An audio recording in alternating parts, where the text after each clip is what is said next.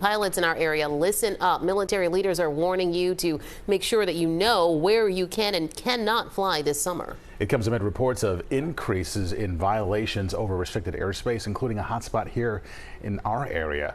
CBS Philadelphia's Dan Snyder was in Atlantic City today, getting a first-hand look at how local pilots handle such situations.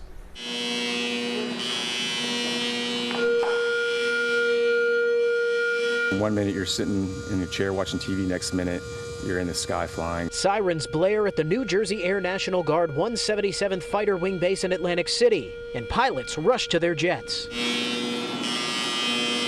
Within minutes, they're off the ground and in the air. This was just a demonstration of how they respond to temporary flight restriction violations. TFRs, as they're known, are often put in place when notable world leaders are in an area. And officials are getting the word out. Expect them in our area this summer. So the TFRs haven't been around all year. They're just starting to get activated a lot more up north. That north, Lieutenant Colonel Tom Still referred to, is Bedminster, New Jersey, a spot frequented by President Donald Trump in the summer. And NORAD is already reporting a spike in violations there. According to a spokesperson, NORAD has responded to 12 TFR violations near Bedminster since Trump took office in January.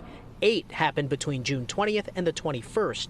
Lieutenant Colonel Still says most violators just don't know the restrictions are in place. They're surprised. They don't understand why there's an armed military aircraft next to them. But they still have to plan for the worst and go through multiple steps to contact pilots. It starts with a radio call. They can also rock their wings to try and signal pilots. If that doesn't work, we do a maneuver called a headbutt, which will fly across their nose, popping out flares to get their attention. Lieutenant Colonel Still says they help cover the East Coast from Boston to Washington, D.C. and can be over major cities in minutes. But these pilots also serve as a first line of defense over American skies. And with tensions still high from recent actions in the Middle East, these pilots are on guard 24/7, 365.